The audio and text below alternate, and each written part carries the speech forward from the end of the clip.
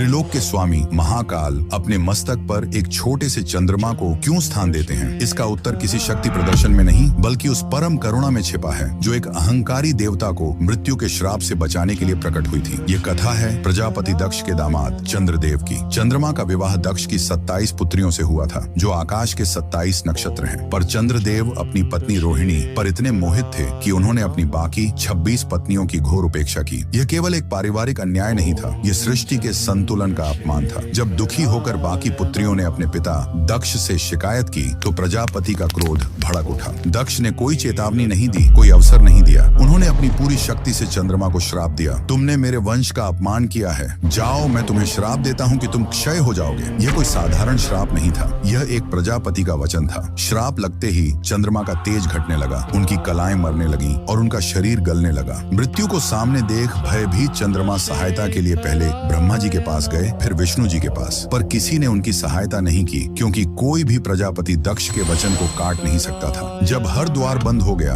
जब सृष्टि के रचयिता और पालक ने भी मुख फेर लिया, तब चंद्रमा ने वह किया जो हर असहाय जीव अंत में करता है। उन्होंने महादेव के चरणों में शरण ली। वे कैलाश पहुंचे और शिव के पैरों में गिरकर अपने प्राणों की भीख मांगने लगे। महादेव ने श्राप को देखा, चंद्रमा के पश्चाताप को देखा और सृष्टि के संतुलन को देखा। वे जानते थे कि श्राप को पूरी तरह समाप्त करना धर्म के विरुद्ध होगा, पर अपने शरणागत को मरने देना भी उनकी प्रकृति के विरुद्ध था। तब उन्होंने एक ऐसा मार्ग निकाला जो केवल महादेव ही निकाल सकते थे। उन्होंने चंद्रमा को उठाया और अपने शीश पर अपनी जटाओं में धारण कर लिया। शिव के शरीर का स्पर्श पाते ही चंद्रमा की मृत्यु रुक गई। महादेव ने श्राप का मान रखते हुए उसे संशोधित कर दिया और कहा, दक्ष का वचन व्यर्थ नहीं जाएगा। तुम 15 दिन क्षीण होगे, पर अगले 15 दिन मेरी ऊर्जा से तुम पुनः पूर्ण हो जाओगे। उसी दिन से कृष्ण पक्ष और शुक्ल पक्ष का चक्र आरंभ हुआ। वह अर्धचंद्र महादेव के मस्तक पर एक आभूषण नहीं बल्कि एक वचन है। यह वचन है कि जो कोई भी, चाहे वह कितना भी दोषी क्यों न हो, यदि सच्चे पश्चाताप के साथ उनकी शरण में आता है तो वे उसे मृत्यु के मुख से भी निकाल लाते हैं। वह चंद्रमा इस बात का प्रतीक है कि महादेव का दरबार न्याय का नहीं बल्कि करुणा का दरबार है। उस चंद्रशेखर के सम्मान में जो अपने भक्त के लिए श्राप को भी वरदान बना देते हैं, कमेंट्स में ओम चंद्रशेखर नमः अवश्य लिखें।